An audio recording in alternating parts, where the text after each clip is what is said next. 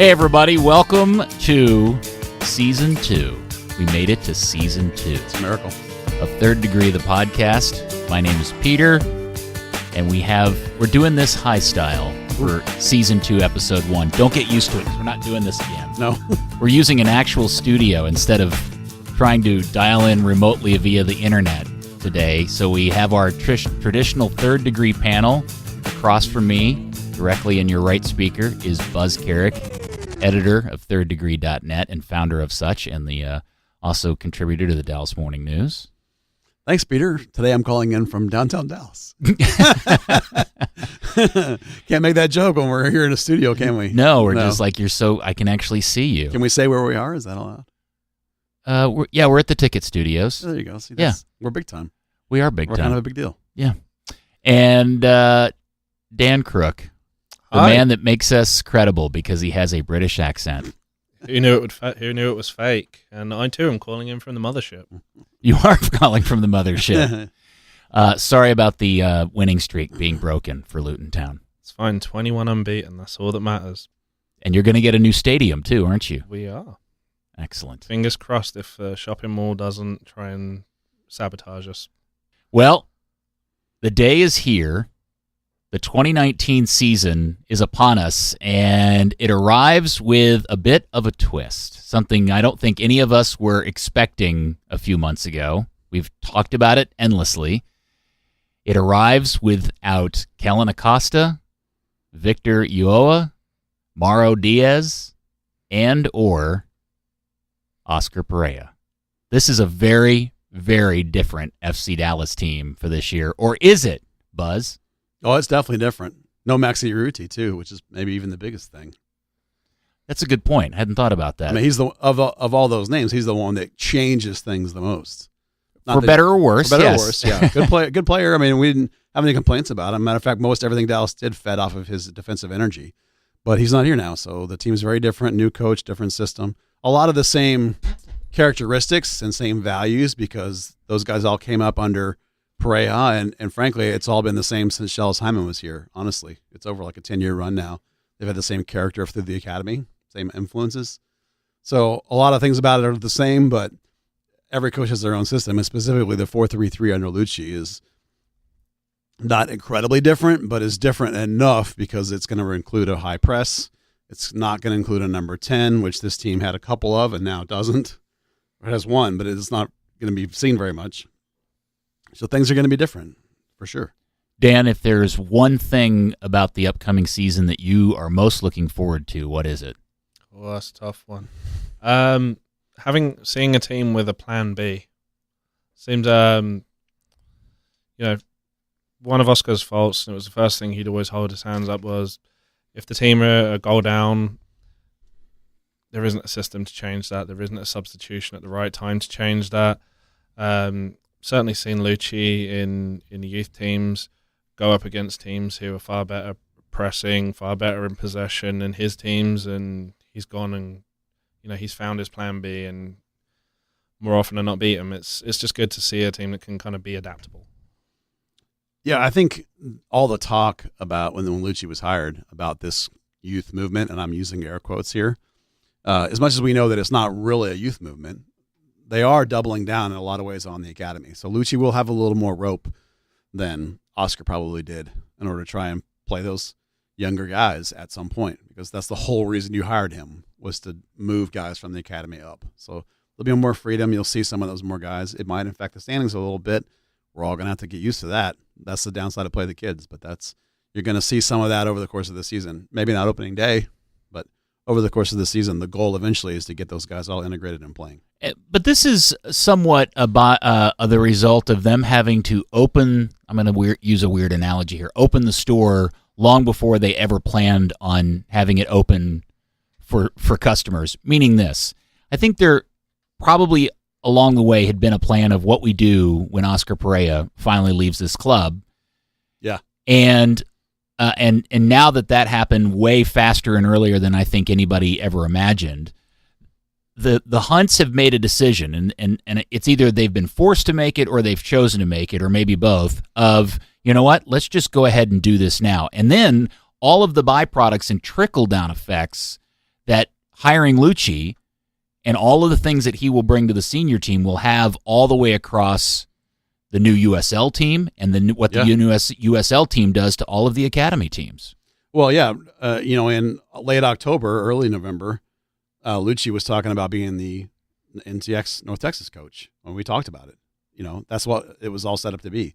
And then Oscar surprised everyone, although maybe it shouldn't have, but he surprises everyone and leaves, and all of a sudden everything changes. And it's been a trickle down through all the academy. They've still been hiring academy coaches lately, shuffling all that around. Everything's changed across from top to bottom based on, as you say, this happening earlier than they expected. I think the plan was that Oscar would do a couple more years, and then it might happen, whenever Oscar was ready to maybe move to the higher position or something. Mm-hmm. But so it's accelerated a little bit, but this was always the goal.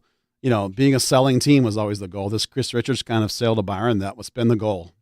They've always wanted to wrap up the highest, most talented players and sell them on, not just transfer guys to their MLS team. That's only half the goal because the profit is in the sale, not the MLS team. For FC Dallas and the Hunts anyway. And there are other MLS teams that make money, but not this one.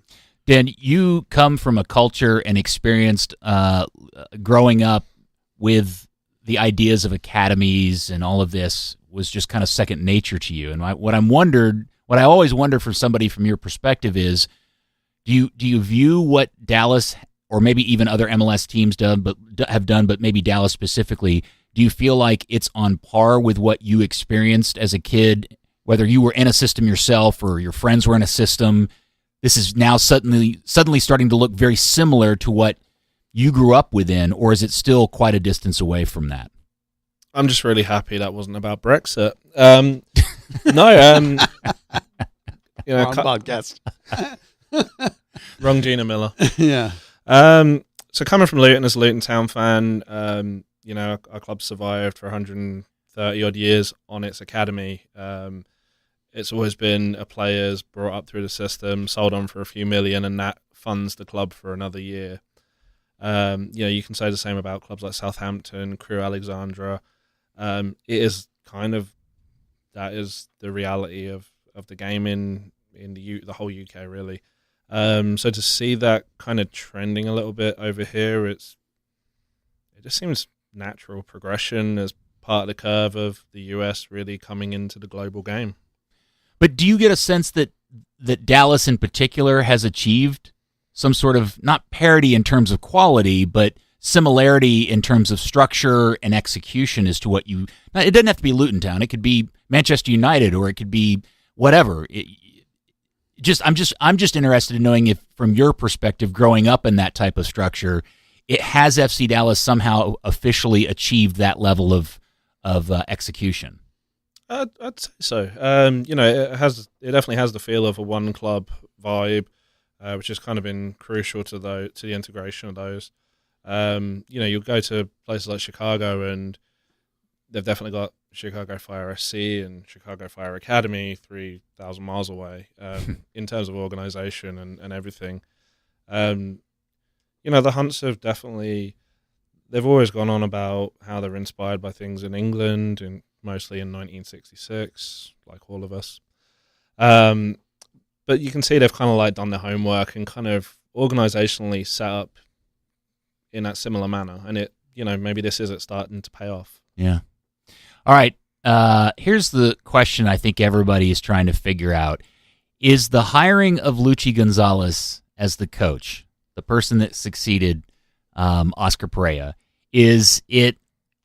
where does it fall on the spectrum of being like the most amazing display of self-confidence, braggadocio, or is it absolute delusional fantasy that you can hire a guy that's never coached professional athletes once in his life and suddenly stick him in one of 28 jobs in the world? For me, it's belief. It's indicative that their absolute confidence that this is the way for them to go and to run a franchise, because we all knew that it was 99% going to be an internal candidate. That's just the way they do business. So in the end, when it came down to, we believe, Marco Ferruzzi and Luchi Gonzalez, Luchi was the salesman. Luchi is the guy from the academy. Luchi is the guy that pitched back to them their own vision, their own idea, repackaged it a little bit, spun it a little bit, and served it back to them, and they bought it wholesale.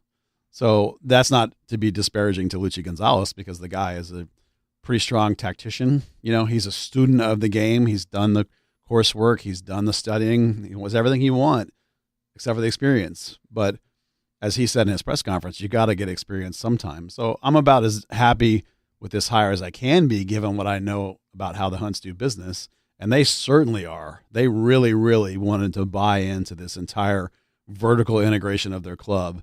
And Luchi's a hire that 100% is now the entire club, top to bottom, is integrated. Not just like we think it's kind of integrated and some guys come across.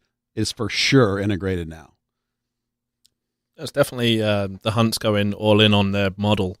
They can say, hey, give us your kid at 8 years old and we'll turn him into a pro over time.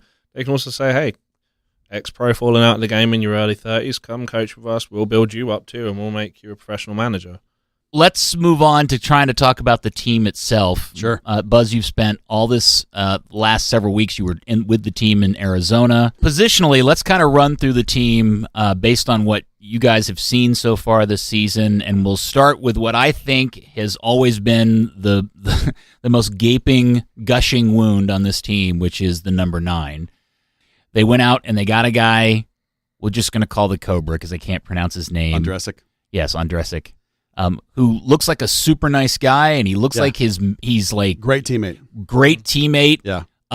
But he's slow, and I don't know if I've yet to see him have a really great finish or anything that just opens my eyes. No, he's got a good 5-yard burst, but then once that you get in actual running, he's not going to run by anybody.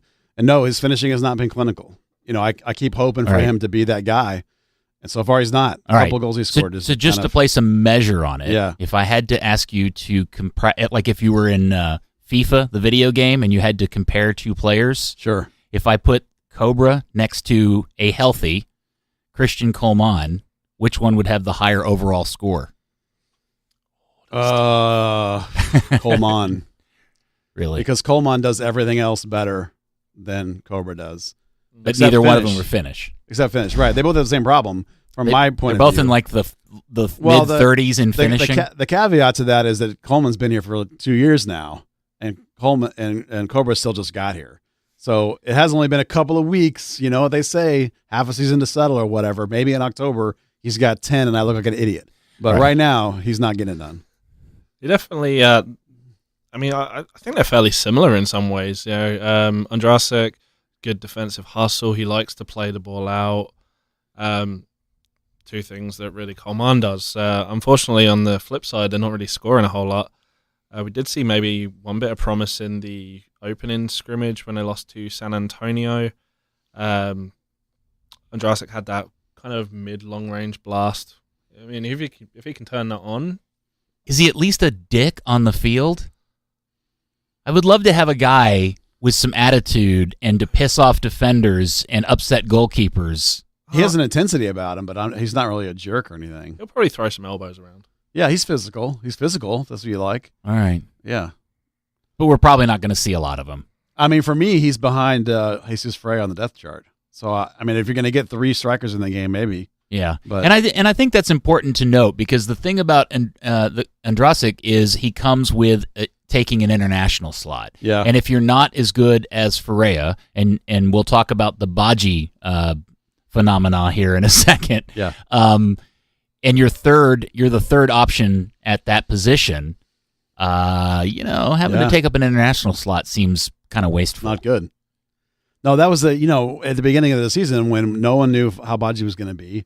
You were like, well, we better get somebody. We don't know how good Jesus is going to be. Well, now a month and a half later, all right. I think they both look pretty good, and they both look better than Cobra, so I'm ready to move on. But maybe I'm a bit more ruthless than FC Dallas is because he is a nice guy. All right, so a week ago, Matt Doyle at MLS Soccer tweeted some crazy prediction about Baji scoring. Yeah. What did he say? He said 14? double figures, I think. I thought did he actually put a hard number to it, or did he just say remember. double? I think he said 15 or something. He might have said 15 maybe, but it was at least 10. Pending that he stays healthy and plays 2,000 minutes. That was the qualification. Yeah, then he would get 15, yeah. And I tweeted back some ridiculous, like, spitting up my guts gif, right? You, on the other hand, in the last few days have really come around on Dominic Baji, almost to the point that I think you kind of have a man crush on him. Oh, I'm not going to go that far. But he does look good. Do you have a soccer crush on him, Buzz? No, he's not a soccer crush. I mean, he's not Joe Maximore. Let's be honest. That's the weirdest one ever. It's my favorite player of all time. Get off of me. Don't at me. Baji is looking great. I mean, I know you don't like to buy into body language, but I do. Oh, I do. No, I love to. The way he carries himself, he looks confident. He looks like he's the guy. Everyone's looking to him score, and he's scoring. You know, he's converting at a pretty good rate. It's not 1 goal out of 15. It's like 1 out of 5. You know, everything looks like you'd want it to look. He's in the box. The balls are getting in the box. He's putting them away. You know, we'll see how it goes, but he's super confident and super happy, and he looks a completely different player than last year. You wouldn't recognize him. Now, again, you know, it's all well and good until you actually play people, so we'll see. But I'm about as confident in him right now as I've been in about 5 or 6 years with a number 9 in Dallas. Maybe since Blas Perez scored 12 that year. That's about as good as I've felt about a guy till now. So you think they actually have somebody that may score double digits this year? Oh, yeah. No, I think he for sure hits 10. I think he's got a chance to break 15. I do. Because of the way the team that Luchi runs the teams in terms of formation, do we throw people like Santiago Mosquera and Michael Barrios as forward type thinking, or do we still consider them to be midfielders? No, I consider them to be forwards. They're definitely old school wingers. The way a 4-3-3 works, the width in the midfield is not from the wings; it's from the outside backs. You know, or even from the eights covering out wide. Those guys, Santi and Barrios, both are going to stay very high unless they're playing sit-back, compressed mid-block defense. Then it compresses back to a 4-5-1. But I list them as strikers. And if you want to get into goal scoring, I think Santi also gets 10. Barrios, I don't think will get 10 this year, but Santi gets 10 and actually has a chance to go 10 and 10, depending on how good Baji does. Dan, what's kind of your general reaction to what you've seen of Luchi's new system and the differences between it and Perea so far? It's positive. It seems to be giving the wingers more of a chance to kind of get involved. Oscar's system, quite often it was get to the byline, just smash a cross in and hope for the best, which, with players like Coleman, Urruti, Was that really Oscar's plan of action, or was that just how the players ended up playing the game? I mean, if the players play the game the way you don't want them to as manager, it's your job to get them to play the right way. So it kind of could potentially fall in both. Right. I never did quite understand, because every time especially I think back to the Castillo days where Fabian would outrun an entire defense and he'd essentially just run out of space. Forrest Gump it straight out the stadium. Exactly. And you could watch Perea's body language tense up to the point where you thought he was just going to fracture into a billion pieces. And then when he was gone, we continued to see that with other, like Mosquera has done that quite a bit. Barrios does it all the time, yeah. Barrios does it all the time. Yeah. And so I think it is a legitimate question, which is, were those players just not trained out of it? Was that actually Oscar's direction? Go as far north as you can and then take an immediate right or left? Or was that just the limitation of the players they have?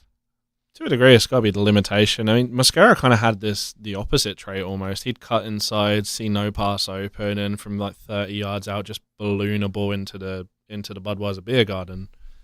That's frustrating. How many of those do you have in your collection, by the way? How many of those soccer balls? Yeah. Mosquera balloon balls. None? You never caught one? Not enough. Well, not from the press box, no.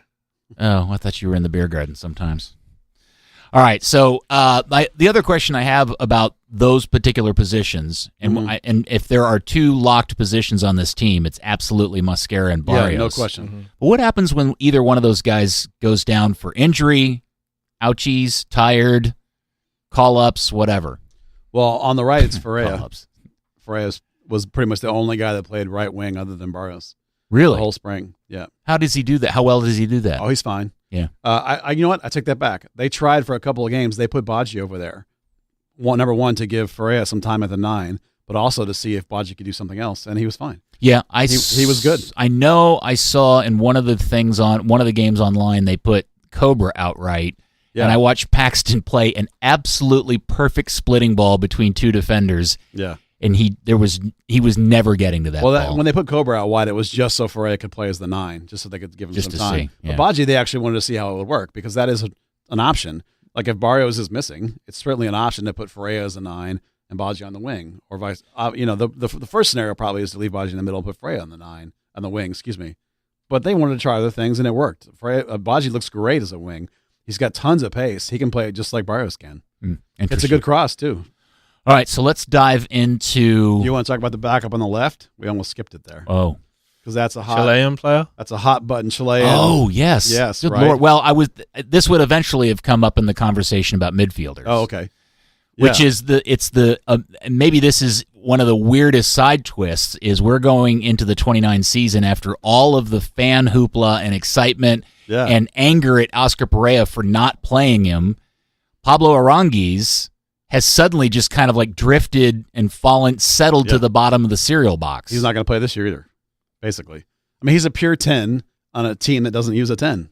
So why even keep him? Like, why not just? Because I know that a couple he's weeks just ago there were young. some rumors about them, loaning him out or something. And Well, Luchi really likes him as the false wing. He can do some good things, kind of like Mosquera, actually, the way he can cut inside. He can hit some really nice crosses from over there, some swerving balls, hits a really nice splitting pass. There's some qualities over there. And if you want a late game, bring him on and chase it, you can bring off an 8 and bring him on as a 10, like if you're trying to steal a game.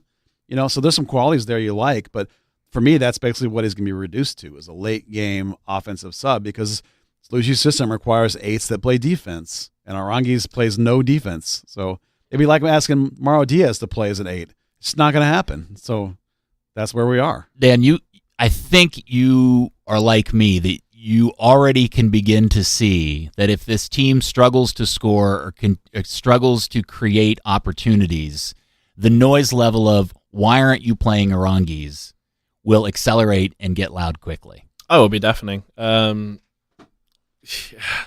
definitely. But to play him requires a complete change of formation. Well, you have to go with a 6-8-10 kind of midfield, and that's hard to do with high wings. So You are it's not an such a easy soccer question. nerd. I know. I can't help it. But that will drive the fan base nuts. For I mean- people who don't maybe care enough about the tactics to understand why, all they know is they've got the next Mauro Diaz somewhere, stored in this roster, and they don't understand why it's not been unleashed on the world. I feel like you're trying to imply that soccer fans are somehow fickle. Kind of going back to what Buzz said about Aranguiz playing on the left a little bit. In Chile, that's exactly where he quite often played. He played both wings occasionally, kind of in that false wing role. That does bring a nice way to kind of cut the winger inside early and bring someone else into the game, whether that is even putting Paxton in at the 10 or having Hayes and push Acosta forward as the box-to-box 8. The way to get him on without revolutionizing your system in a 4-3-3 would be to invert your triangle in the midfield, basically, and play with 2 6s like last year and a 10. I mean, you can do that, and you don't even have to call it a 4-2-3-1. You can still call it a 4-3-3, but it would take some time to figure that out. It's not something you could just flip the switch, I don't think. And I still don't think that Aranguiz is enough of a difference maker. He's still too young. He doesn't I'm not talking about his strict age. I'm just talking about the way he plays. He doesn't make his great looking passes don't so far show up on the score sheet. And I think this would be interesting to the average listener. And I'm going to ask you to do the FIFA comparison menu structure. Okay. And I'm going to ask you to pull up 2 players and do a comparison and give me numbers. Pablo Aranguiz and Paxton Pomykal. Well, Paxton Pomykal will have higher numbers because Paxton Pomykal is a more complete two-way player than Aranguiz is. Aranguiz is a pure one-dimensional attacking player. So even if you gave Pablo the edge as an attacking player, and probably only in the nature of creative passing would he take, like the crazy flair creative passing, would he take the nod? Because on the straight dribble attacking, Paxton's better. Like running at guys, Paxton's better. And I think that's a really interesting point to make because I do think that most people just assume that this young, Chilean guy that was playing at a good club somewhere in South America gets bought and brought to Dallas. Well, he has to be better than one of these kids that we bring up through the academy system. Well, there's certain, the upside might be more creative. And, like if you look at Arangis, you think that guy could become amazing, so that gets people excited. But, like his old coach, Oscar Pareja, he doesn't go at people. Oscar never went at people either. You remember Oscar, endless circles, right? And then all of a sudden he would go, boom, there was the pass, and he would find it, would split. That's Arangis too. So there's a place for that, just not in Luchi's team. And Paxton is a more complete player. Maybe 10 years from now, you might go, Arangis is playing for Atletico Madrid and you guys were crazy. Well, I'm not talking about then. I'm talking about now. Right now, Paxton's a better player. Right. And I think what I want everybody to get out of this particular episode is really beginning to understand that what you're going to see on Saturday and moving forward, at least into the near future, isn't what you've been watching for the last few years under Oscar Pareja. No. In terms of structure and tactics and everything, that just because Luchi is the fruit from Oscar's tree, he's not necessarily the same coach tactically, and there are some really significant differences. And so when you had this David Ferreira, Mauro Diaz type kind of running that number 10 position and doing all the splitting passes and the turn and hit a direct ball over the back trying to release somebody behind the defensive line, that doesn't exist necessarily in that same way now.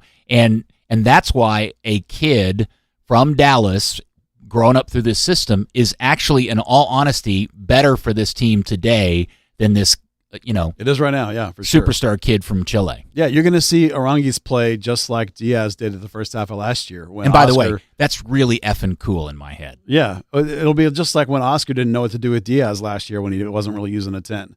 He kind of stuck him over on the wing and tried to figure out some way. It's the same problem they have now. Paxton, or in this case, the guy who may actually start on Saturday, different guy completely, is more of a two-way complete player that plays in the Luchi system. You need an 8. If you're going to play dual 8s, you can't stick a guy in there. In a 4-3-3, those two guys can't be 10s. All right. Or you're just going to get killed in midfield. So let's set this chapter of the podcast today, which is now we're going to go into the midfielder part. And we've talked about it already, but just as briefly as you can. Sure. Just try to explain fundamentally the difference of what people will see in the middle part of the field. Okay, to use Luchi's terms, last year Oscar used what's called a double pivot, which is 2 holding midfielders. And which was what last year would have been Grezzo and Ulloa. Mm-hmm. So the team rotates around those two guys, and they kind of stay static. That's the double pivot, right? Luchi wants to play a single pivot, which is going to be just Carlos Grezzo sitting in the middle, and it's slightly deeper, but right there in the middle. And so in order to do that, the two guys that are playing with him are going to both be two-way box-to-box midfielders. They're going to sit right there in the middle. They will get to the sidelines, but that's not their main job. Their main job is to connect the bottom to the top. Now, last year, Oscar didn't have an 8. He really wanted one. They tried to get Kellen Acosta going, and he couldn't. So they were stuck with 2 6s. So there was a lot of disconnect back to front, and ended up playing a counterattack style over the top. So Luchi's not going to do that. Luchi's going to have 2 possession-style 8s that are linking players.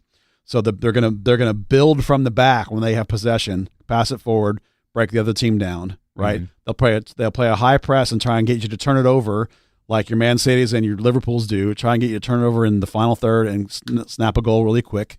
Okay, but then other than that, they're not going to sit deep and counter. This is not that kind of team. This is going to be a team that's going to sit deep sometimes, and if they do win the ball, they're going to patiently build forward. We're back to the quote unquote value the ball from maybe about 4 years ago. That the idea that keep the ball, and if you lose it, get it back. Don't let the other team have it. And in the Texas Heat, that can actually work, because if you hold the ball and make the other team chase it and let the ball do the running for you, you can wear them out. So it's actually a good tactic if you have the players that can do it. In the last 2 years, Oscar didn't have the players that could do it in midfield.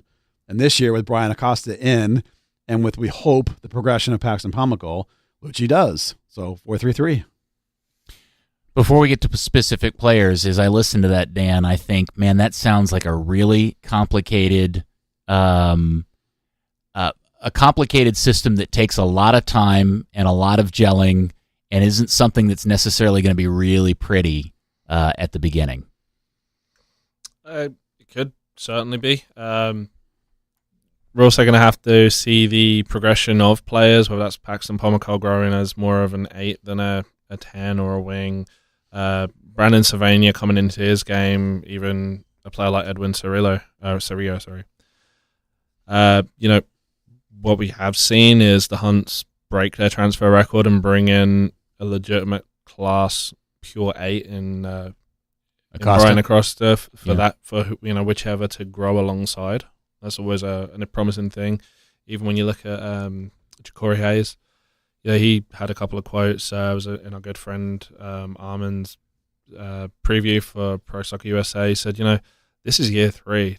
Every year is a progression. This is year 3. Now I've got to step it up some more. So let's talk about Ja'Cory, because Sure. I think the thing that is we're recording this on Friday afternoon. Right. We don't know what's going to happen in terms of a starting 11 tomorrow, but I get the strong sense from you, based on what you've written in the Dallas Morning News and at Third Degree, that nobody should be surprised at 2:30 when the 11 comes out on the sheet of paper that Ja'Cory Hayes is starting over Paxton. Yeah, I think Ja'Cory's starting. As you say, it could be Paxton, and it even could be Paxton and Ja'Cory. If over the course of the week, Luchi had not decided when I talked to him last, it was still up in the air. So sometime before the end of the week, he was going to make a decision. But based on from the RSL game when Ja'Cory was great through the final tune-up when Ja'Cory played with Acosta, and then in the training I've watched this week, Ja'Cory's been with Acosta. So for me, Ja'Cory Hayes is starting with Brian Acosta. Now, Ja'Cory has put on some upper body weight because last year he got pushed off the ball a little too much. At first, I thought he was too stiff. I was actually worried about him. But then in the last 2 scrimmages, he exploded. I don't know whether Luchi talked to him or something, but he's looked terrific in the last 2 games. Like, what specifically changed? Well, in the first couple of scrimmages, he was super static. He was staying like in the center channel and playing like almost like a stay-at-home 6, really. Mm-hmm. And then in the last 2 games, particularly, and I think that one of the things Luchi talked about at halftime of that RSL game, when the first half Paxton and his group was bad, Luchi told me that what it was about the variety in their lines, like the spacing, to not be flat, to have vertical spacing. So in the second half, Ja'Cory embraced that, and he was mobile. He was covering almost the whole field side to side, and he was starting to make these foraging runs forward as he tries to learn how to do that, because that's not really his game up until now. And to be honest, he looked great. Now, some of that may be the confidence of having Brian Acosta with you. I mean, that can be and the competition you're playing. And the competition too. And if Luchi's telling him he's right in it, man, let's go. So Ja'Cory has looked great. The added upper body muscle, which I thought for a while was limited him, turns out it's not. It actually has been really helpful. He's stronger, holding guys off, stronger shielding the ball, which is what got him in trouble last year. So we're hopefully this will continue forward if he is the guy, and I'm pretty sure he's the guy. If I was betting, I'd be betting on him with Acosta. Hopefully he can do a good job in there. He was an more attacking kind of player in college.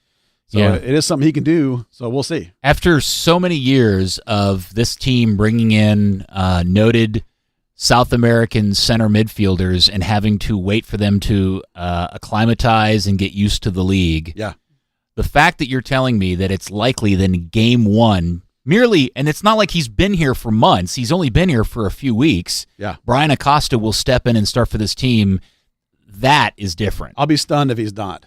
I mean, there's always a chance that they could go, let's just be careful, first game of MLS, let's play somebody else. But I'm pretty sure that it's going to be him because he's looked tremendous. And it only took him about 3 weeks. The first week I saw him, he had his head on a swivel trying to figure out what's going on around him. The next week I saw him, he had it figured out in terms of like where guys are supposed to be. Does he remind you of anybody that you could make a comparison to?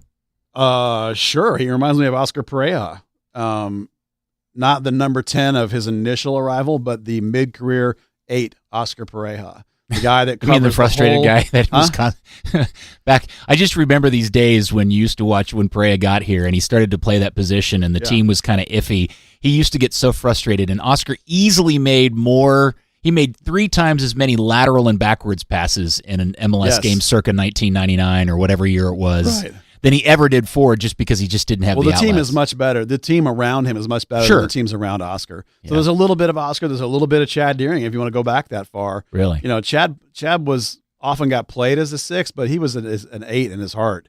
He wanted to get forward. He wanted to shoot. And Brian Acosta is probably the best outside shooter on the team right now. He can rip it from about 30 yards out. He can play a really nice splitting pass. The most exciting attribute is actually his ability to read the game when it turns. The instincts to know when to pinch and when to make one defensive step that makes the other team have to stop and cycle back and not catch you on the break. So those things you can't teach, really. Those are pretty hard to get. They have to be instinctive, and he has that. So for me, like right now, Grezzo, of course, has been here. We know what he is. The guy's a rock. So Acosta already, to me, looks completely integrated, and I think he'll start opening day. I'll be stunned if he doesn't. Yeah, one of the things I'm most excited about is that for a long time I've always dreamt of this team having a holding midfielder so good he could do the job by himself. Yeah. And I've always wondered, not just wondered, I've always thought Grezzo really was capable of that, and that Oscar was being somewhat overly defensive in the way that he was lining things up by sticking somebody like Victor next to him. Yeah. Or the times that he was asking Grezzo to do something that's not his game, which is go forward. It's kind of like Conte in Chelsea a little bit, right? Yeah, exactly. But that's what we're getting this year, right? We're going to get Grezzo by himself on the wall. Yeah, no, he looks great.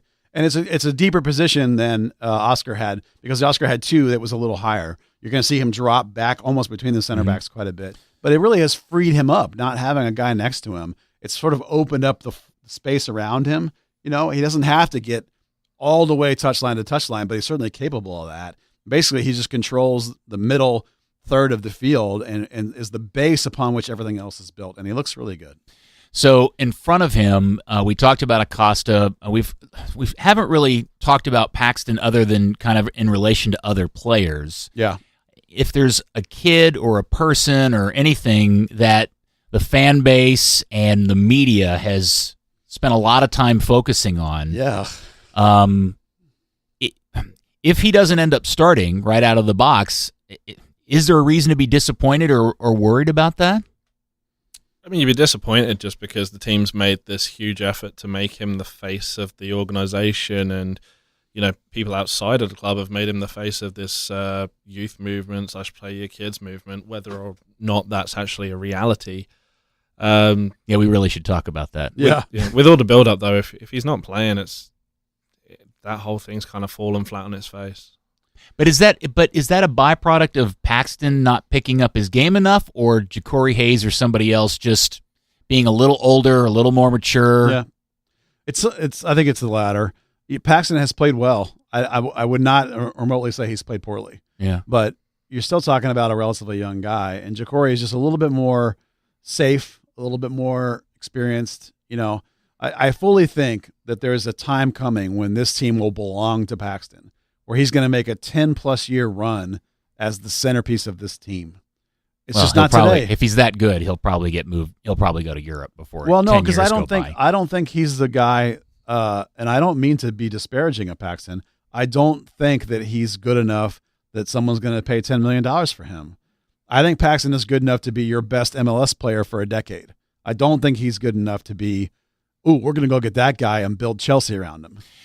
Right. But in fairness to him, he's still so young. There's a potential growth spurt. I don't mean physical. I mean in terms of his game. That's potential to happen once he gets a full year, 2 or even 3 of MLS under his belt. Well, yeah, the key for him is to figure out how to control the game. Right. He's playing in a position where up until now he's just played in the games at the MLS level. He gets in, he plays.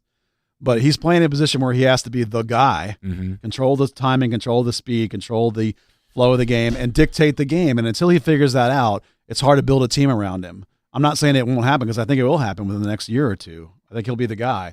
It's just he's just not the guy today. And just real quickly in terms of depth, and this is really where you think about the play your kids or the youth movement really starts to. This is where that's happening, right? Yes. It's taking out the. We got rid of Lamar's $800,000 contract. Taking out Lamar, taking out whatever the random Latin American holding mid of the month was. I can't remember their names anymore. Yeah. I mean, they're literally the list of South American center midfielders that were all 34 and older that this team has picked up and never used over the last 4 or 5 years. I can't. So that's really where the change in terms of using your youth and your academy with Thomas Roberts and etc. Edwin Cirillo. Yeah. I actually wrote a thing today about both Roberts and Cirillo, how that's been a revelation for me over the course of this spring, is how good, and they're a couple of the bottom guys on the whole roster, how good they are relatively speaking. I mean, 10 years ago, the bottom of the roster were guys that were never going to play. They were barely good enough to be practice players. now the bottom two guys on the roster are both legitimately MLS level players. 10 years ago, they would be starting from day one, both those guys. And now the team's deep enough that they won't. But, that's how good the depth is. And those guys are going to play because Cervania, Paxton, and Freya are all going to miss for the U20 World Cup. Mm-hmm. Brian Acosta's probably going to go to the Gold Cup, right? And Carlos Grezzo's probably going to get called up for Ecuador for Copa America. I mean, maybe. He wants to be, certainly. But Thomas Roberts is 17? 17. And you think he's going to get legitimate, hard MLS minutes this year? I think he will, unless he gets sold to Bayern Munich when he turns 18, which I think is actually what's going to happen. When is his birthday? I think I'm saying this without looking. I think it's in May. So if he's going to play in MLS, I think there's actually a pretty good chance that Thomas Roberts will never play for FC Dallas. They're just waiting for his birthday to happen. They're waiting for his birthday to do what Chris Richards did, loan him to Bayern with an option to buy. That's what I think is going to happen. Now, between now and then, if some other guys are missing for the U20 World Cup, Thomas Roberts is perfectly capable of playing in an MLS game. Now, he's going to make mistakes. There's no question he's going to make some mistakes. He'll turn the ball over in bad spots because, like Aranguiz, he's a 10. I mean, they kind of stick him in there in an 8, and he's trying to learn how to be an 8. If he's going to get MLS minutes, it's going to have to happen fast because his birthday, when he turns 18, and then theoretically could be sold to Bayern Munich, May 11th. Yeah, see, now he and Richards were taken to Bayern by the same scout whose specialty is finding guys and getting them to German clubs. Is Thomas Roberts better than Paxton? Yes. He's better than almost anybody, probably anybody that's ever come out of the academy. Now, this guy took Blaine Ferry over to Germany, too. This is what this guy does. And so the reason he went to... Who's this guy? I don't know his name. He's a scout here. He doesn't work for Klaus? Is his name Klaus? I don't know what his name is, to be honest with you. Adolf? I just know that he's the one that took Richards and Roberts to Bayern last time. And so that's the thing, is that whenever he turns 18, there's going to be a loan deal probably with a buy just like Richards. So if Roberts never plays for FC Dallas, it won't shock me. In my head, there's a guy wearing lederhosen just walking around FC Dallas. No, he's actually outside the door. Oh. That's what this guy does, is finds young Americans and gets them to German teams. But he's not necessarily a Bayern Munich scout. No, he's an independent guy. Independent dude. He's taken lots of guys to various teams. So when you say he's the best, when you say Thomas Roberts is the best to come out of the system, you're talking about Weston McKennie included. Yeah, Thomas Roberts is the best pure talent to come out of the academy. Now, as always, that doesn't mean that he will end up being the best player because there's luck. There's internal things with the player. There's the system he goes to. But he's the best pure talent that's come out of the FC Dallas Academy. We need to start a countdown clock for May 11th. So is his upside anywhere near Cristiano Ronaldo's? That's an internal joke. Not getting into that. I think his... Is he the Arkansas Messi? Yeah. I mean, he's not Messi. He might be the Arkansas Messi. He might be the Arkansas Messi. Yeah, I mean, he's not as a vertical a runner as Messi is. His bit is more of that floating play, and then all of a sudden there's the gap, and he nails that splitting pass. You didn't need to make a Messi comparison. The funny thing is, when you watch him play, you can easily be fooled into thinking he's actually terrible. I remember seeing him play for the first time when he was 15, and he looked like Bambi on ice. Maybe he just had a growth spurt. Yeah. And you watch him, he's so uncoordinated, but then he just plays this inch-perfect ball, and then he's in space to receive a 1-2, and you're like, wow, that wasn't an accident. And he's almost like, I think he's about 6'1" now, and if you watch him body style-wise... Yeah, I'm convinced. Don't get excited. I'm convinced he's grown about a foot in the short period of time I've even been aware of him. He's about 6'1". So body style and the way he moves is like, and don't go crazy, is like Johan Cruyff. That's what he looks like when he plays. Now, yeah, right. Listen, he's an 18-year-old American. Okay, let's not get carried away. I'm just saying that, like, and you'll never see him play for the team. He's an American. Don't get excited. Yeah, I'm just saying that, like, that's stylistically the way he plays. He's Welsh. Don't get excited. Yeah. No, what I mean is, like, he's not Barcelona buying Messi when he's 12. Right. No, I'm not saying that. I'm just saying, pure talent, he's the best player to come out of the academy, in my opinion. Yeah, but what I've learned now is that it's possible in the next few weeks we may get to see him play a few minutes, get really, really excited about him, and then they're going to sell him to Bayern Munich, and then you know exactly what's going to happen. That's so FC. Look, the way this academy is going to work is the very best 1-2 players, Weston McKennie, Chris Richards, Thomas Roberts are never going to play for FC Dallas. The whole point is by signing them and selling them is that at least you're going to get something out of them. The players that you really want to keep, the ones you should get excited about as an FC Dallas fan, are players 2, 3, and 4. Edwin Cirillo, Paxton Pomykal, Brandon Cervania, those guys. Get excited. They're going to play for MLS teams. Thomas Roberts is never going to play for FC Dallas. Man, that's hard to market. All right, so let's go to the back line because one of the things that I don't think gets discussed enough is that what really largely powered the successful parts of 2017 and 2018 was good backline defenses. Yeah. Which starts with Matt Hedges. And last year's was slightly different than the years before, but I think we all agree that last year's starting back four was some of the best defending we had seen this club do in quite a long time. Yeah. Until late in the season when it wasn't. Right at the very end, it wasn't. And part of that was Pedroso getting hurt, honestly. And then just guys wearing down a little bit. I mean, that's one of the reasons why they brought in Bresson for me, was to be able to give Ziegler and Matt Hedges 5 or 6 games off each. Is Bresson a good enough Brazilian he is deserving of the single name category? Just by being a Brazilian professional, you get a single name. But, yeah, he's pretty good. And he doesn't speak a word of English, so he definitely deserves a single name. Okay. Not even close? Does Pedroso speak English? Yeah, perfect. Oh, Yeah, really? Yeah, Bressan doesn't. His girlfriend does. And, he also has... She hot? She can run down the touchline and translate. He's got a Jack Russell Terrier that the team had to fly in, so he's definitely deserving. Who, Bresson did? Yeah. Whoa, wait a second. Wait, hold on. You gotta have your That was dog. part of his contract, was you got to bring my dog? I mean, they brought his dog. I was there at the airport. Really? Yeah. Don't dogs have to go through like a quarantine to get in the country? Apparently not if you fly the right airlines. Yeah, apparently Not not. if you know the Hunt brothers. You're right. No, they had to fly him through like 3 different cities to make the pet transfer work. I didn't know that. What, do you know the name of the dog? It's a dog. I don't know. No, I just want dogs. I want Bresson's Jack Russell Terrier that got flown to Dallas, Texas from wherever, Brazil, to have a really funny name. We'll find out tomorrow and we'll text into the show, okay? All right. I want to know what Bresson's dog's name is. Yeah. And then we should start a new supporters group named that. So anyway, the idea is obviously that he's going to give each Back of to those the guys soccer. some time off. Yeah, the soccer podcast, right? So, and hopefully within next year when Reto's 35, hopefully by then Bresson will be starting. Pedroso's coming off injury. Hollingshead has been playing in his stead. Yep. You've been, I think my sense about you and what you've written is that it's the double-edged sword. Yes. Yeah. I mean, good enough. Obviously, the defensive instincts are terrible. You know, he's for sure the defensive weak link, but he provides so much going forward. I mean, in the last tune-up scrimmage, he scored twice from left back. I mean, so he's going to give you a ton going forward. Reggie and whoever's playing on that left have to play very, very high. Yeah, in a 4-3-3, you have to be up there, and not just up there like run up there and run back. You have to go up there and play possession, be able to go to the end and cross and drive into the middle and pass into the middle. So that's something Reggie's working on. Ryan already knows how to do that. So Ryan, for the going forward part, is already good to go, and that's why he's gotten the job clearly. Otherwise, Pedroso would be playing. Pedroso's not 100%, but he's good enough that he'd be playing, except that Ryan's doing a really good job. So if Ryan can hold him off, that may be one of the best battles we see all year. I mean, on the other side, it's Reggie or nothing.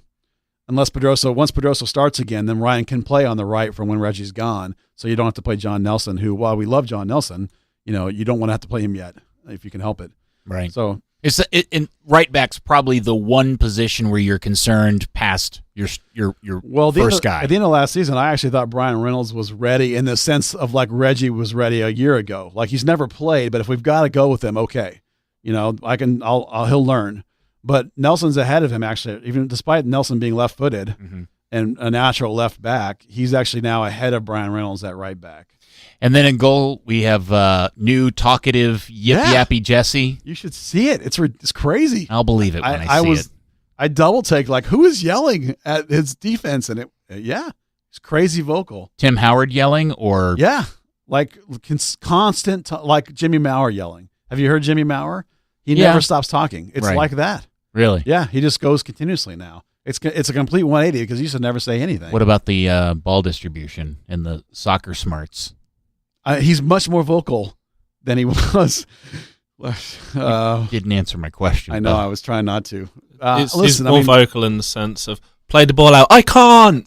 Listen, his weakness is his feet. It's always been his feet, and it's his decision making when passing. Now, the problem, of course, is that Luchi's system requires good feet and good passing from your keeper. They almost plays like an extra center back. Okay, I'm going to ask the question. Over and under of goals given up this season that come from a Luchi Gonzalez brain fart. How many was it last year? 4 or 5? Was it even that many? Yeah, just against San Jose alone. Oh, good point. Yeah. Well, that's going to be a question because learning how to play out of the back in this system is going to be a little bit problematic because Reto's the best passer out of the back. Hedges is okay. He's not great. Pedroso's decent. Ryan's pretty good. Reggie's still learning how to pass out of the back, right? So that whole build situation is going to be a little precarious at the beginning of the season. And obviously that's a big question. How many goals they give up because Jesse or somebody else does something dumb back there is going to determine a big factor in how the start of the season starts. Yeah, and I know that in the little bits and pieces that I watched from Tulsa, I saw 3 or 4 different times where that situation happened where, know, Jesse to a center back, even a Grayzo or whoever was playing holding mid, stepping in between the 2 center backs and just bad communication and just, mucking it up. The one caveat to that is that, fighting against a team that's pressing you like that, at that point of the spring, they had only worked on what you would call the short passing sort of build-out version. And they hadn't gotten to the part where what's the next layer that I need to look for beyond just the guy right there. Right. So hopefully that's gotten better, and hopefully it gets better. That for sure is an area of concern and is for sure a work in progress. But is Maurer any better at that? Much better. Ah, okay. There's going to be... It seems like there could be a real fluidity to that position. Oscar gave Jesse so much rope. It was such a long leash, and Luchi's not really like that. He's going to be I want who's going to play best now, and whether that's playing out from the back or making decisions or pure reaction saves. It might depend too on who you're playing. Like if you're playing a team that doesn't high press, then it's not as big a deal. Right, so like if the team's not high pressing, then you can go with Jesse easy. If it's a high press team, it might be a problem. But the issue, of course, is that Jesse is such an amazing shot stopper, and his lateral quickness is just unparalleled in MLS. His upside is so big. Is it worth how bad his passing is? That's what we're going to find out. And as he says, that we may see some flexibility there with Maurer, because Maurer's perfectly capable of being. They were both top 10 in MLS goals against last season, so they're both legitimate starters. So before we get into the off-the-field stuff and wrap this particular podcast up, is there any chance that this new Brazilian technical director and all of Ferruzzi and the new structure are out actively shopping internationally for inbound players? Yes. Yeah? Oh, yeah. Yeah. What do you think they're looking for? I don't know. That's a good question. But my impression from talking to some people, mostly sort of off the record, so I can't specifically say what they said, but my vague impression is that the new guy, his job essentially is incoming and outgoing sales, essentially. Like both bringing guys in and selling their guys on. This is the guy from Gremio. The guy from Gremio. He's an ex-traffic guy, right? So agent sort of your background, right? So my impression is his job is to facilitate sales and buys.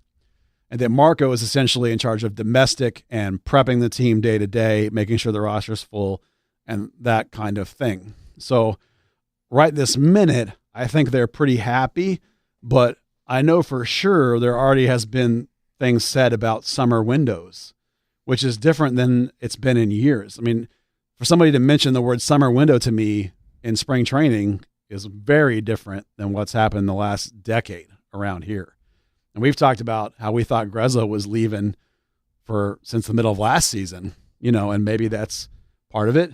Maybe it's something else. I mean, I don't know at this point because we don't know what's bad or good yet about this team. Yeah, but I guess that's kind of my question, which is, do they have a plan in place to handle the July summer transfer window, which for the last 2 or 3 years has been a real point of contention, a wedge in the locker room, created all sorts of drama for this team. Yeah. That ended up in, for many people feeling like it that was the thing that, and the byproducts that came out of that window were the things that ended up ruining those seasons. Well, you remember Luchi's press conference, what was the very first thing he said?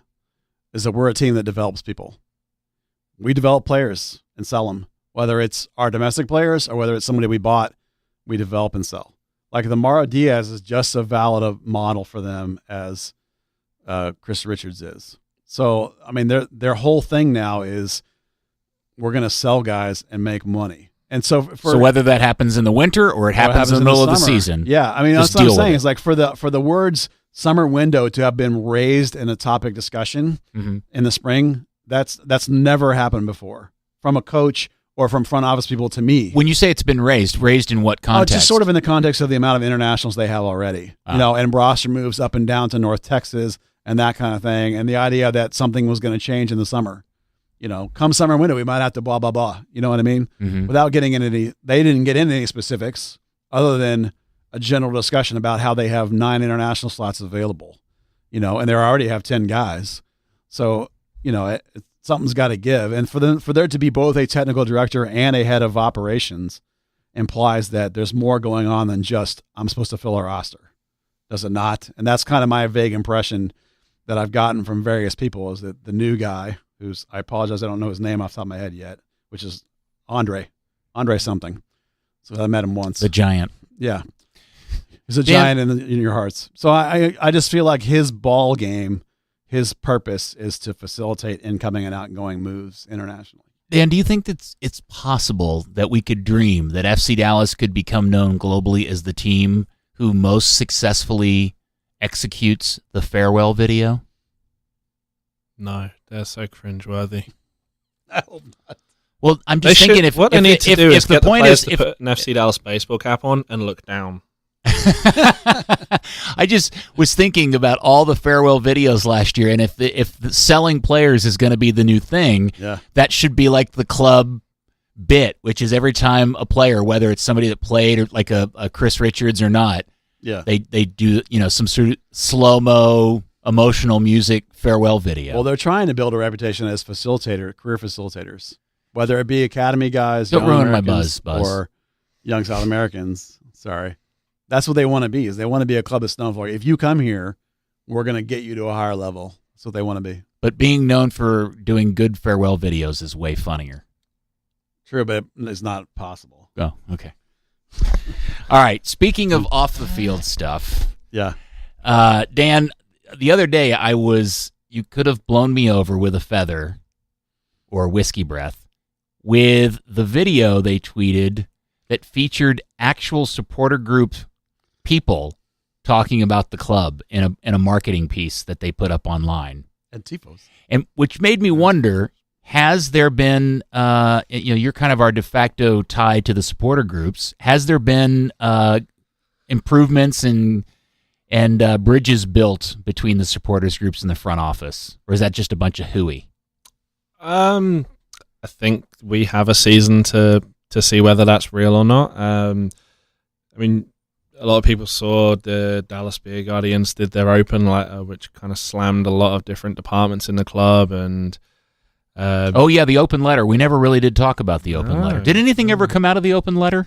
Yeah, there was they had a meeting with Jimmy Smith. For those who are not familiar, the COO and CFO of FC Dallas, or the guy that actually runs the show. Money-wise, yeah. Mm-hmm. He's a good dude too. Yeah, definitely. He's always out of practices. He's definitely has a lot of face time with the players, and now the supporters. He's attending the monthly supporter groups meetings. I haven't seen minutes from those yet from this month, but it all sounded very positive. A lot more communication in terms of MLS's new supporter matrix for like how they hand out stadium bans and things like that. In terms of between the two supporters groups, now Lone Star Legion have called it a day. Just left with El Matador and Lone DBG. Star Legion doesn't exist anymore. They no longer exist. Wait, no. What happens to my trombone guy? They've been with DB. They've been splitting time with DBG and EM Okay. all season anyway. So Because all this goes to shit if the trombone guy goes which away. one? There's two. Well, I don't care. The trombone Jeff or bit is- Charlie? Well, Jeff or Charlie are two of my favorite people I don't actually know in real life, and I love them dearly because... You should go to a tailgate and meet him. Okay, I Play will. some Well, I think cornhole. I've met them before. I just don't know them other than just kind of the cursory meeting them in a parking lot one day on a hot Okay. day. I just enjoy their antics and their Tequila song. musicianship during the games. I'm glad you really enunciated the P in that. Yeah. So they've called it a day. The two supporters groups both had a bit of a change in their organisation and they're working together. They've been preparing the very first joint tifo between the groups, which should be really cool to see tomorrow, providing the rain holds off. Oh, that's right.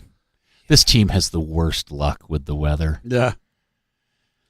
Did you see that funny bit in the Luchi's mic'd up video where he actually talked about that? No. He actually talked about last season. Oh, like all yeah. the delays. The delays and how mental. I did see that. Yeah. That's crazy. That's like it happens so many times that like it's a whole thing they had to talk about.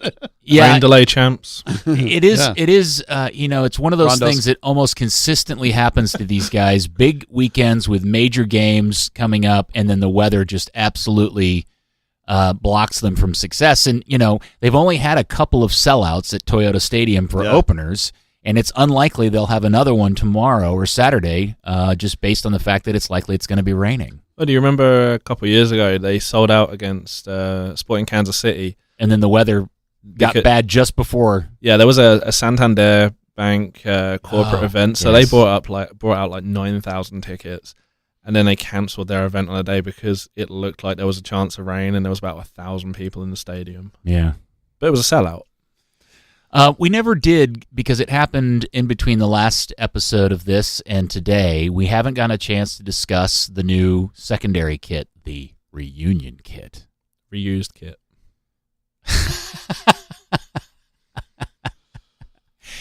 I think the thing that I took away from and this isn't specific to Dallas, this goes across MLS in general, is that the clubs have really lost a lot of control and say into the design of their kits in the last year, haven't they? Well, I asked around a little bit, and apparently it's not a league mandate. It's just Adidas pushback and killing like every idea everybody has. And like DC submitting like 5 concepts that all got rejected, and so they just gave up and said, fuck it, give us a white one. Can I say that? Well, It's a podcast. yeah. So, I think it's just for some reason Adidas seems to want to put everybody in white, which I don't understand at all because it makes every game look the same and boring. And similar to that, when I spoke to Dan Hunt at the Reunion Tower event for unveiling it, he said much the same. They're trying to push for white kits, and it kind of makes it harder to integrate like the parts of the city they want to, and some diagonal lines and a patch kind of had to make do. I mean, as a solid white shirt goes, I mean, it's not bad. It's the best of the plain white shirts. Yeah, I mean, it's got some nice trim highlights, and the fabric's got at least some kind of pattern in it. I mean, it's. But the bummer part of it handcuffed. for me is, the Tex Schramm story. That Tex Schramm decided years ago the Cowboys would wear white at home so that you could see all the different colors come into Texas Stadium.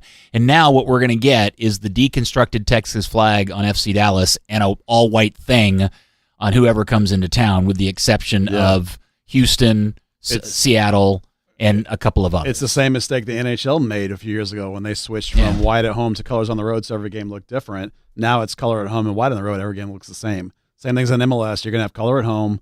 Road team's going to be white, and it's going to be boring. Every game's going to look the same. Yeah, who are we playing today? I have no idea. They're in white. The white team. The white team. I was convinced at some point somebody was going to do a white privilege joke about all this, but there it is. Okay. I think we're past that. There is?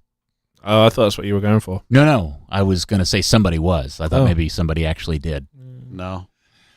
And then let's talk about the media stuff. We found out that the Texas 21 deal is back. The other day, you got a tweet from somebody out in El Paso.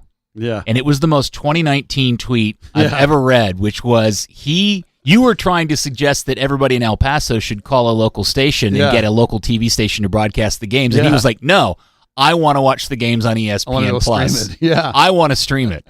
Now, I'm not judging whether or not that's a good or bad decision. I'm marveling at the fact that there are people out there who actually would prefer to stream their video than watch it over the air for free. Yeah. That just blows my mind. Yeah. But to each their Well, own. the excitement of that deal is the amount of households that you get your product in front of. You know, Sure. if you're trying to build a product, it's exciting. The idea that FC Dallas games are showing up in Tyler Yeah. or Lubbock or Amarillo or whatever tiny small Texas town they're playing them Yeah. on local stations is super cool. You want to hear a funny story? Is I've actually heard that they actually had College Station in El Paso lined up, and MLS nixed it out of market protection, which I think means USL market protection of El Paso Locomotive, and strangely enough, College Station being San Antonio. Why that would be the case, I have no idea. Since Austin's Really? closer, yeah, that's just what I've heard. Can't source that, but I just rumor around the Why water would cooler they? I heard today. That's crazy. Yeah. Hey, That let's they not had grow this. our product. Well, air markets matter, and if you're a partner with USL, Mm. Well, one of the things I wondered about the network, are there any other teams doing that in their areas? Is Dallas the only team that has a network of stations broadcasting their games? I mean, I can't tell you that that's for sure the case, but I can't think of anybody else that does that. I think SKC has some deals elsewhere in Kansas. Because that would make sense because there's just nothing really super close. Like you could see why California may not let Yeah. maybe LA, one of the LA teams down to San Diego or something, but maybe even then no because they want to protect San Diego. Or Yeah, who I don't knows. know. Fascinating. That's way above the pay grade of anybody I have direct access to. This is what you hear. Yeah. You know? Okay, so we're at that part of the time of the podcast where we all get to make predictions. Uh-oh. Predictions. So, Dan, I'm going to let you go first. Where does FC Dallas end up this season in terms of position? I've got them at 4th in the West. Yeah? Yeah, very positive. And then how does their season end? The knockout round, obviously. The opening round. Yeah. Yeah, It'll be okay. a tough night. Buzz? I actually had them at 5th. As I said before, 4th, 5th, 6th in the West, fighting for that spot last playoffs. I have them more as 5th. I think between the passing and the back is going to cost us some goals. And not that I don't like Luchi, but he's going to make some mistakes. They're going to drop some points. I think towards the end of the season, they're going to get it going, though, and they'll actually be pretty hot going into the playoffs. I think they'll be better. I think they'll be much better at the end of the season than at the start of the season. That was a lot more analytic than I think, Sorry. out of the blue. Just tried to back up my thoughts. So I think We like a depending little on how salt. We like a little pepper here on the podcast. And I can't Yeah. tell you whether they're going to get out of the first round or not until I see who they're playing. That's impossible to say. But I think they're a team that I think when they get it all going, it'll be pretty fun to watch. And I think they're capable of winning a playoff game or two. The new playoff format's going to make it really interesting too. Yeah, single game knockout, right? Yeah, Actual real home advantage. Yeah, Yeah, that's So- a pretty vast improvement. getting an opening game home advantage will be a big deal. Yeah. Every year I walk into a new season and I do it repeatedly. I've done it now for 20 some odd years. I ignore the truths that I know to be in my head, the evidence and facts that I've seen transpire from season to season, not just with this team, but just within this league. But what I do is I do one of two things. I go purely on gut. I go, I think this team's going to win MLS Cup because I really believe. Or the other thing is I start playing out narratives and storylines in my head that I think make sense as to how things would happen. I'm not doing that this year. I'm going by things that I'm committing myself to making my prediction based on what I know to be true. And if you came to me and said, "Hey, one MLS team is going to hire a coach that has no professional experience and he's going to be playing a roster filled with a bunch of kids in it," When you say it that way, just on the surface, yeah, what you know to be true is, you know what it sounds a lot like to me? It sounds a lot like the Chicago Fire of a couple years ago. Sure. When Panovich started at, I think that's how you pronounce it, super intelligent, super intriguing, high upside coach, lots of kind of weird roster situations, not as much of a youth situation, but still kind of an untested guy coming in, and they struggled a lot. And I'm not saying this is a bad thing, because it's possible that, to regrow this deal into something that we all want it to become, it may have to kind of like scorched earth and burn to the ground and regrow. And that may be what this season is. I think they're not going to be awful, but I don't think they're going to be good enough to make the playoffs. I'm going to say they come in 7th. I think this year is the playoffs. I mean, whatever. Yeah. They added a team, yeah. That's right. I think this year is as wide open as for possibilities as any we've ever seen. This team could come together and be good, or it could just be an absolute dumpster fire. Yeah, I just think there's last. so much of a learning curve in terms of the day in and day out stuff of, how do you handle the summer heat? How do you handle the transfer window? How do you handle professional adult players making hundreds of thousands of dollars when they suddenly fall out of form, right? Yeah. Who's going to be the person that navigates this team through that? Luchi, Peter Lucine.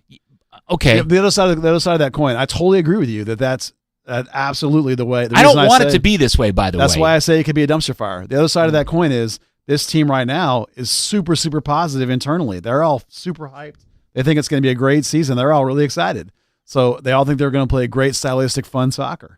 So if that happens, there's not many teams that start a team that don't think that. I know. I'm just saying. Everybody's got a Super Bowl team at the beginning of the season. Well, it's a young man's game. I'm just saying that I've never felt so chaotic about the range of where FC Dallas could finish before you could say that about the whole league, really. Like, people are starting to say Minnesota United are now challengers because of Ozzy Alonso, or San Jose suddenly are going to creep up because of the new coach. No, because the difference is FC Dallas has a whole foundation of players. They only changed one player in the starting lineup, right? Other than Pedroso being hurt, there's only one player changed in the starting lineup right now from last year. Yeah.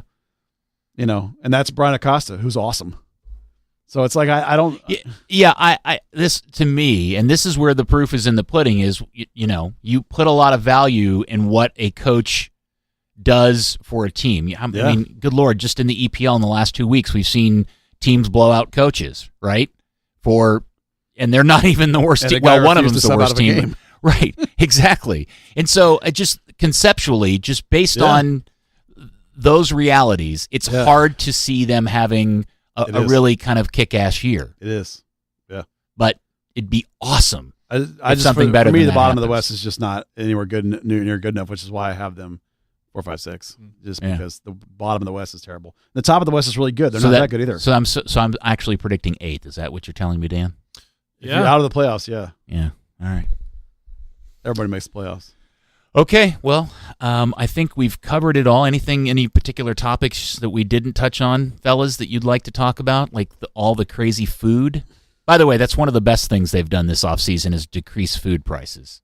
Oh, yeah, that's fantastic. That's a great idea. If you want a topic, the one I think is absolutely crazy is that Reggie Cannon is going no carbs as a professional athlete. That is insane to me. Because, professional athlete wants to be between 3 and 5% body fat. I get that. Reggie looks a little thinner, looks cut. That's good. Have you considered no carbs, Buzz? Yeah, but I'm not a professional athlete. Oh. I'm just saying, like, if you don't want, most professional athletes carbo load before a game because you don't want to run out of burnable energy during the game. You don't want to switch over to burning fat during the game. So if in like the 67th minute we see Reggie just curled up in a lump. Yeah, running like 5 feet and stopping, over on the sidelines puking and cramping. Yeah, you'll know why. People eat some carbs. Eat some carbs, kid. I'm during the week, if you're trying to get trim, that's great. But carbo load for the game or you're going to die. Yeah, see, I think there should be like a couple of packages, loaves of bread in the beer garden. And if Reggie isn't playing well, everybody should start throwing It's bread. like that energy gel that they put on the sidelines. Like ducks in a pond, you just start throwing crumbs out to eat some carbs, damn it, bread. Reggie, yeah. Do it. All right, thanks, guys. I hope it's a good season. This is... This is the unintended surprise season none of us were ready for. It's going to be fun. Yeah, it is going to be. I mean, along with the disappointment of Oscar not being here comes with the excitement of trying something new. I mean, even if they're losing, if you're losing with new and losing with young kids and trying to lose, and if it's going towards something, that's still exciting for me. The girl breaks up with you, and finally after a few months, you're with a new girl and all that excitement and everything, nervousness. Oscar's doing great, by the way. Finally. Yeah. Getting that team turned around. It's amazing. Your ex-girlfriend's doing really well. He knows what he's doing. That hurts. We still text. We're good. Excellent. All right, thanks, guys. Are we doing this weekly? Oh, I don't know why not. Are we making a commitment No. No, we don't make let's commitments make- at third degree. No, we don't make commitments at third degree. We don't get paid We to don't do this. that for sure. All right. We'll Thanks, guys. effort it. How about that? All right. We'll talk to you soon.